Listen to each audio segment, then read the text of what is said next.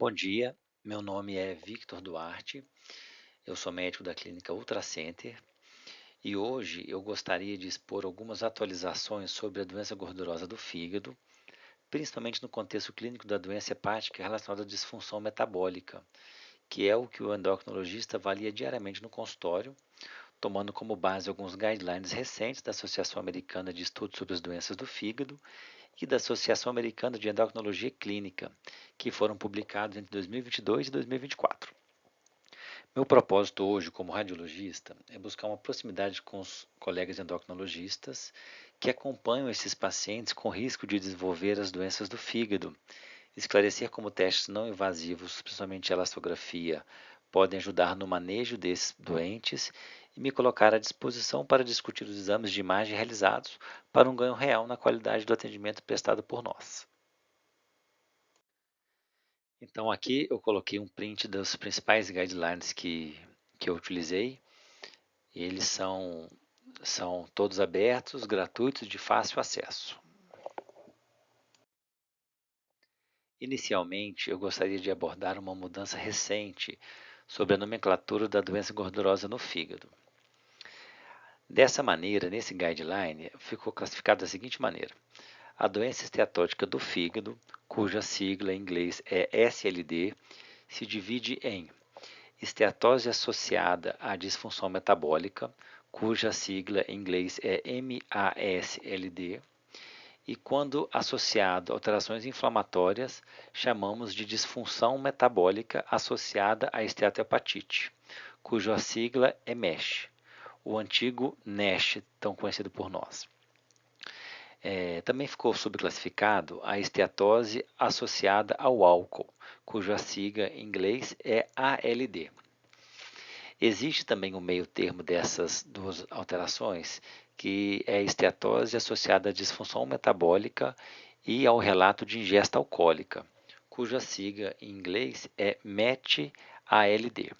Nesses casos, precisamos quantificar a ingesta alcoólica por semana ou dia, de acordo com o sexo do paciente, para definirmos qual o predomínio, se é doença metabólica ou doença alcoólica.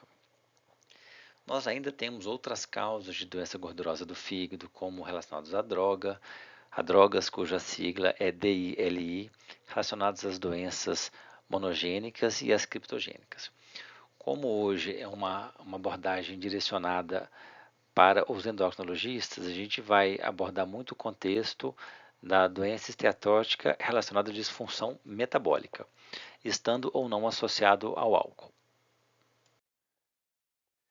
Esse organograma proposto nos ajuda a classificar os pacientes com disfunção metabólica associado à esteatose hepática, a MASLD, associados ou não ao uso do álcool. É esse grupo de pacientes que será foco dessa apresentação, já que eles apresentam risco de evolução para fibrose hepática e a correta identificação destes pacientes, juntamente com o conhecimento dos recursos disponíveis na nossa região e a sua utilização dentro dos guidelines atuais, nos ajuda no cuidado desses pacientes. Bom, a doença esteatótica do fígado, quando ela está associada a algum dos critérios cardiometabólicos, que são eles IMC maior do que 25, circunferência abdominal maior do que 94 em homens e 80 para as mulheres, ou equivalente ajustado por etnia, glicose sérica em jejum maior do que 100, níveis de glicose pós-prandiais, pós-carga, de maiores do que 140 após a segunda hora, ou hemoglobina glicada acima de 5,7, ou diagnóstico de diabetes tipo 2, ou tratamento para diabetes tipo 2, ou então pressão arterial superior a 130 por 80 milímetros de mercúrio, ou tratamento medicamentoso antihipertensivo específico, triglicérides plasmáticos maiores do que 150 ou tratamento hipolipemiante, um HDL menor do que 40 em homens e menor do que 50 em mulheres, ou tratamento hipolipemiante. Esses são os pacientes que, apresentando qualquer uma dessas indicações, eles têm critérios cardiometabólicos e eles vão ser classificados como disfunção metabólica associada à esteatose hepática. vale a pena a gente fazer a correlação com o uso de álcool, porque eles podem ter uma causa mista.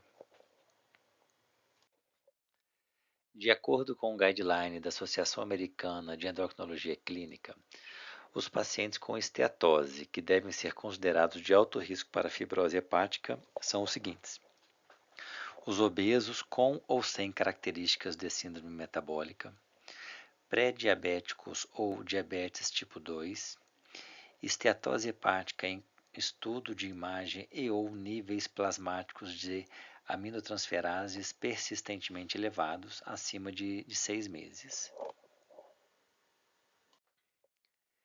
Esse mesmo guideline sobre a indicação de todas as pessoas que apresentam esteatose hepática associada a diabetes tipo 2 serem triadas para fibrose hepática, ele cita a seguinte recomendação: em pessoas com diabetes tipo 2, deve-se considerar o rastreamento de fibrose clinicamente significativa usando o FIB-4, mesmo que tenham níveis normais de enzimas hepáticas. Evidência alta intermediária. Em pessoas com diabetes tipo 1, deve-se considerar o rastreamento de doença gordurosa não alcoólica com fibrose clinicamente significativa usando o FIB-4 somente se houver fatores de risco como obesidade, características de síndrome metabólica, níveis elevados de aminotransferase plasmática maior do que 30 unidades ou esteatose hepática em exame de imagem. Isso uma evidência intermediária fraca. Deve-se estratificar ainda mais o risco da pessoa com diabetes tipo 2 ou diabetes tipo 1, com fatores de risco cardiometabólicos e ou níveis elevados de aminotransferase plasmática maiores do que 30, usando o teste FIB-4, elastografia e ou ELF, que é um teste sanguíneo para caracterização de fibrose.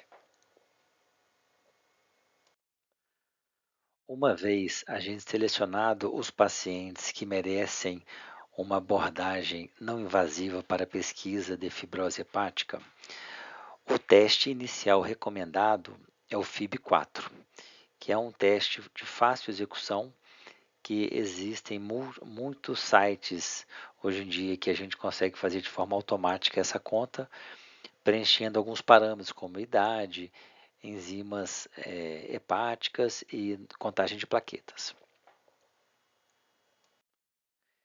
Esse slide ele vem resumindo um pouco do que a gente tem falado até aqui. Ele distingue quem são os grupos de interesse, são os pré-diabéticos ou diabéticos tipo 2, os obesos com ou sem os fatores de risco cardiometabólicos e os pacientes com esteatose visto no exame de imagem ou com AST ou LT superiores a 30 unidades persistente. Então, esses pacientes a gente vai ter uma atenção especial para o fígado. Não é só o fígado, a gente tem que lembrar que a gente também tem que abordar a prevenção de doenças cardiovasculares, né? É muito importante o manejo de obesidade, de manejo do diabetes, da hipertensão e das dislipidemias. E quando a gente fala das doenças do fígado, das complicações do fígado, das doenças metabólicas, a gente está falando então de estratificação de risco de fibrose. A gente falou que o principal fator não invasivo, teste não invasivo é o FIB-4, e o FIB-4 a gente consegue diferenciar em baixo risco, risco intermediário e alto risco. Dando sequência a esses organogramas, aqui a gente tem então uma divisão da estratificação do risco utilizando-se o FIB-4. Quando a gente tem um FIB-4 menor do que 1,3, é um paciente de baixo risco de fibrose hepática. Nesses pacientes, a gente também pode usar uma dupla verificação com elastografia, que elastografia abaixo de 8 kPa, ela também indica um paciente de baixo risco para fibrose hepática. A gente também pode usar o LF teste, que é um teste sanguíneo, que a gente pode usar o valor de 7,7 como cutoff para poder falar de risco de fibrose avançada. Quando a gente tem um FIB-4, um valor entre 1,3 e 2,67, que uma grande parte dos pacientes se encontra nessa faixa, a gente tem um risco indeterminado. E quando temos esse paciente, a gente obrigatoriamente precisa lançar a mão de um segundo teste para que a gente consiga filtrar um pouco melhor quem é esse paciente. O exame de rotina é a elastografia, também pode ser usado o LF teste, que é um exame de sangue. E a elastografia, quando ela dá um valor abaixo de 8 kPas, é um paciente de baixo risco. E a elastografia, quando ela dá um valor entre 8 e 12 kPas, ou o LF teste entre 7,7 e 9,8, é um paciente com risco indeterminado também durante a elastografia. Esse paciente é um paciente que deve ser referido ao hepatologista, porque esse paciente ele necessita de uma avaliação um pouco mais a funda e talvez seja o caso de até indicação de biópsia para alguns desses pacientes. Quando a gente faz elastografia para esses pacientes, a gente acha um KPA acima de 12 ou um LF acima de 9,8, são pacientes de alto risco e esses pacientes também devem ser encaminhados ao hepatologista. Quando a gente faz um FIB4 e ele já de início dá um valor acima de 2,7, o FIB4 isoladamente a gente já considera um paciente de alto risco, a gente já pode considerar o encaminhamento já nesse momento por hepatologista, mas a gente muitas vezes associa a elastografia para a gente poder comparar os valores do FIB4 com a elastografia, para a gente tentar avaliar melhor onde que esse paciente está nessa evolução da doença hepática. Bom, nesse guideline de 2024, vem incorporando um pouquinho essa fala de sempre uma verificação de duas etapas, que aqui a gente vê que a combinação do FIB4, usando um limite de 1,3 com elastografia, com limite de 8 kPas, em um processo de duas etapas, teve um desempenho melhor do que qualquer um dos outros testes sozinhos, com alta especificidade e alta sensibilidade. Nesse guideline de 2024, a Associação Americana de Estudo das Doenças do Fígado mostrou que, apesar do ultrassom convencional ser uma ferramenta confiável para a avaliação da esteatose hepática moderada e acentuada, existe uma sensibilidade reduzida do método quando falamos de esteatose grau 1. O ultrassom convencional também apresenta limitações para acompanhar as mudanças na esteatose ao longo do tempo. Dessa maneira, podemos associar para esta finalidade a quantificação de esteatose por ultrassom, através de software específico, uma ferramenta cada vez mais disponível no nosso meio, com resultados promissores, que em alguns estudos mostram desempenho estatístico melhor do que o CAP, que hoje, junto com a quantificação por ressonância magnética, são os padrões ouro quando falamos em testes não invasivos. Eu coloquei esse slide aqui porque é uma coisa que tem surgido nos últimos anos. A gente já tem essa tecnologia aqui em Juiz de Fora e é uma maneira da gente tentar pormenorizar um pouco mais a doença gordurosa do fígado. E a gente acredita que muito em breve, hoje em dia, isso é recente, a gente tem um número ainda limitado de estudos sobre isso, são estudos muito promissores, mas para a gente indicar isso de forma rotineira, talvez precisamos ainda um pouco mais de estudo. A gente, nas nossas avaliações de elastografia, a gente já está incluindo esse estudo da quantificação de esteatose por software, e a gente pode, no momento oportuno, discutir outras indicações para a gente tentar utilizar a ferramenta de forma útil dentro do que tem de indicação no cenário atual. Eu também quis trazer esse slide, que é um slide que fala sobre a diretriz de utilização da elastografia na saúde suplementar. Eu não sei se vocês tiveram alguma dificuldade em algum momento sobre a solicitação do exame. O que acontece é que a diretriz ela é bem específica, que temos uma cobertura obrigatória para pacientes com diagnóstico de hepatite B, hepatite C pós-transplante, HIV e doença do fígado não alcoólica, com suspeita ou diagnóstico de cirrose hepática em pelo menos uma das seguintes condições: diagnóstico inicial, estadiamento e acompanhamento. Então, como a gente hoje está falando de paciente com doença do fígado não alcoólica, esse paciente ele tem diretriz para poder fazer elastografia.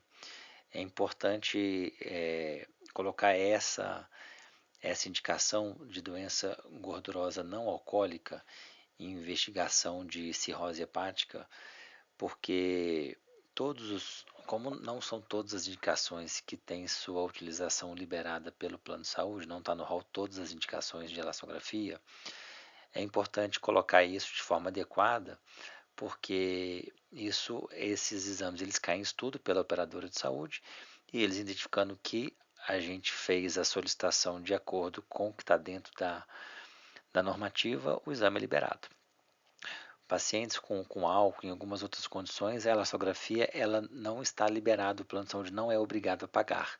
Então, por isso que existe essa regulamentação, é importante a gente saber disso, para na hora que a gente for indicar, a gente saber se a indicação ela está dentro do escopo da diretriz da ANS. Tá joia? Isso mais a título de informação. Gostaria de agradecer o tempo de vocês e me colocar à disposição. Aqui tem o meu e-mail e meu telefone pessoal. Podem ficar à vontade para entrar em contato. Quem já tem alguma proximidade maior comigo sabe que eu gosto muito dessa interação de quem solicita o exame com quem que realiza o exame. Existem casos desafiadores, casos difíceis, que essa proximidade nossa é uma proximidade que traz muito benefício para a gente tentar entender o processo único de cada doente, de cada paciente, e a gente tentar ajudar da melhor forma possível. Me coloco à disposição aqui mais uma vez e muito obrigado pelo tempo de vocês. Grande abraço.